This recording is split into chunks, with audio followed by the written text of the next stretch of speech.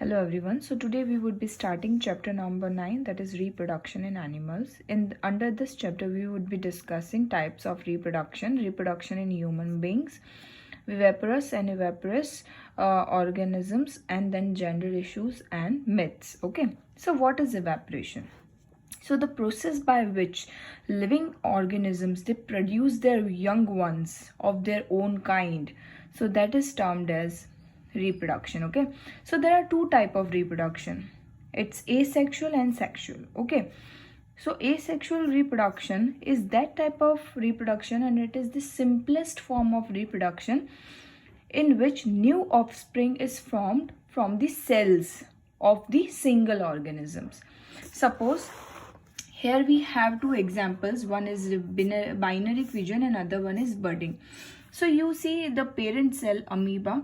Here amoeba is nucleus and division of cytoplasm is happening over here, right? It has been divided. This particular nucleus is a one cell. Okay, this one cell has been divided into two, and you see there are two same kinds of daughter cells have been produced, okay, which are identical to the parent cell. So this is called binary fission, which happens in amoeba and paramecium. When it comes to budding, so in budding you see a bud like structure, which is a multicellular structure. It bulges out from the hydra, parent hydra, and then it grows, and it grows until the age, until it is fully developed. Then it detaches itself from the body of hydra, parent cell of hydra, and you see the daughter hydra. So this is a parent hydra, then there is a bud projection, then it enlarges, develops, and then it gets ejected from the body of hydra. So this is how budding in hydra happens. So these are the examples of asexual reproduction. But when it comes to sexual reproduction, it happens in mostly animals, including human beings, reproduce sexually, but that required male and female gametes to reproduce. Okay, so you see in human beings, males and females have different reproductive organs. Okay, so these organs are called gonads, and they produce special reproductive cells or gametes. Okay, so male gamete is sperm and female gamete is ovum. So you see sperm is again, it has tail, middle piece and head. When it comes to ovum, it consists of nucleus, a lot of cytoplasm and cell membrane. Okay, so these are the reproductive organs of male and female. So you see this is male reproductive organ, where this is penis, this is sperm duct, this is sperm duct which carries sperms, this is testes where sperms have been developed. So this is whole of a male reproductive organ. When it comes to female reproductive organ, this is uterus. This is uterus where the fertilization happens. This is vagina, this is fallopian tube which carries ovum from the ovary. Okay, and this is ovary which produces ovum. Okay, so ovum is produced only once a month. Okay, now the process of fusion of male gamete and female gamete is termed as fertilization. Okay, now when the sperm and the ovum fuses together, they form another cell which is termed as zygote. Okay, so you see here, this is ovum, these are the male gametes, this is a female gamete. Okay, so the fusion is happening here. Okay, so this again goes to cell division.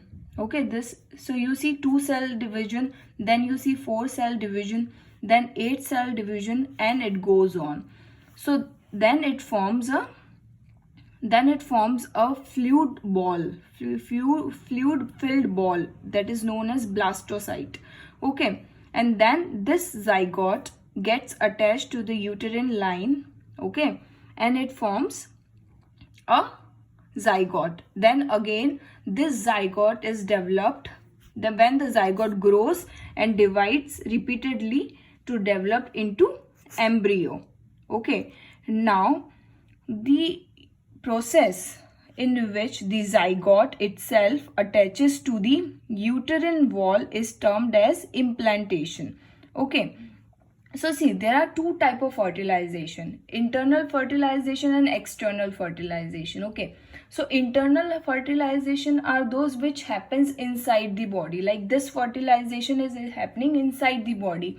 And there is external fertilization which happens outside, which takes place outside the body. Okay, so when it comes to difference, let's just discuss the difference. So meaning, what is meaning of internal? So the fusion of male and female gamete takes place inside the female body, and the meaning of external means the fusion of male and female gametes takes place outside the body. Examples like human beings, blue whales, birds, reptiles, etc. And here externals example are fish and frogs. Okay. Now the site of fertilization is inside female's body, and here it's outside the body, usually in water and aquatic medium. Okay. When it success of fertilization comparatively more in internal fertilization than external fertilization.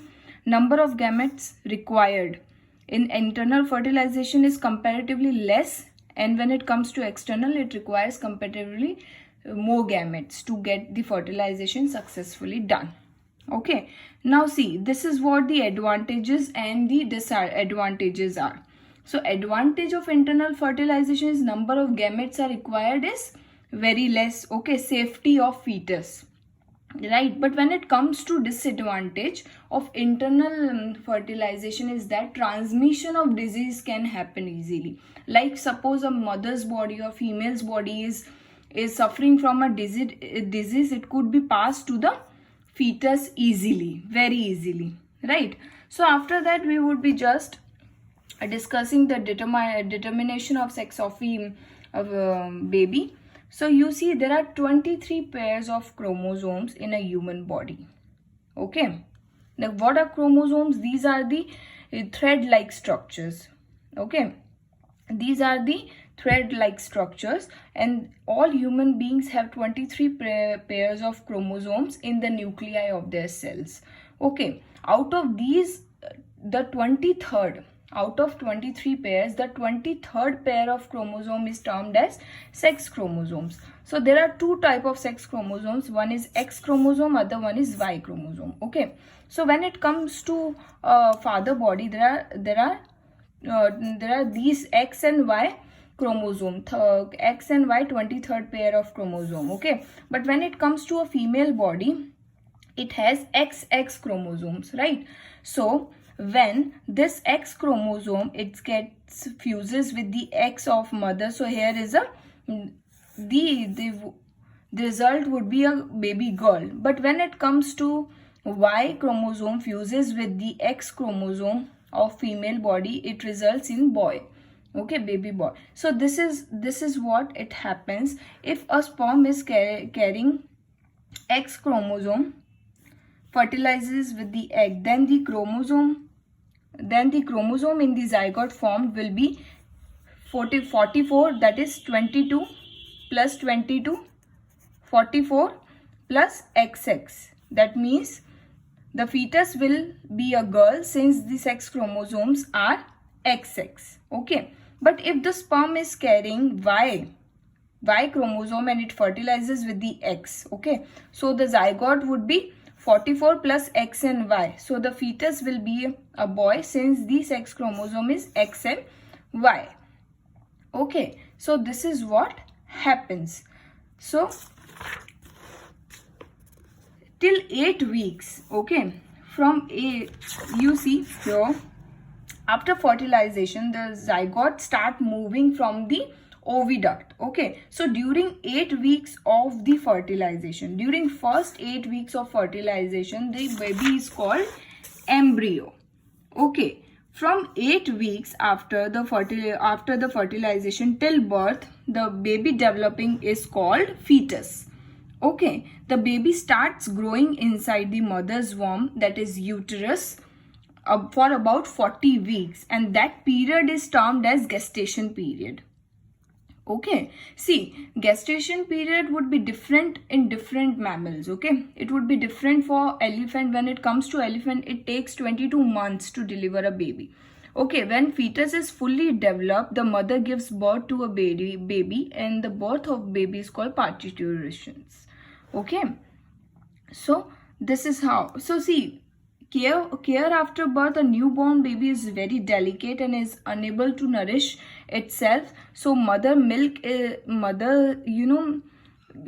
fetuses nurses baby with her milk, which grows him to help or her to help. So mother's milk is not only nutritious to the developing infant, but it also contains substance that are resistant to diseases. Okay, a newborn baby depends and it needs to be vaccinated just after the birth so that it could fight against the diseases.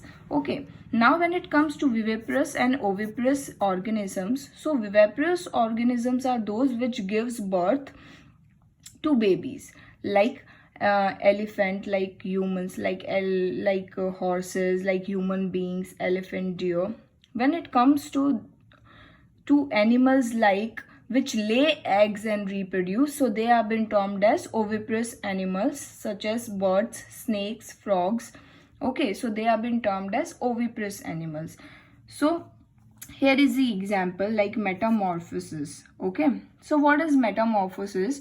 It is, the process in which the young one undergoes several changes, then it finally resembles to its adult. Okay, so that has been termed as metamorphosis. Suppose if we take example for metamorphosis in frog, so there are three main stages, okay, in life cycle of frog. First is egg, then larva, tadpole, okay, then adult. Okay, so you see here the large mass of eggs is termed as spawn in the frog. Okay, then it is developing into young tadpole. So now here you see the tadpole is having its fins, not limbs. Okay, so it is breathing through the gills. Okay, because it does not have lungs like an adult frog. Then the tadpole with the hind and limbs and tail. Now the tadpole has developed its limbs. Okay, now the frog with the tail. You see a young frog, and then there is an adult frog here. So you see this is the metamorphosis. When it was just born, it was not similar to the adult frog, right? So this is what metamorphosis is.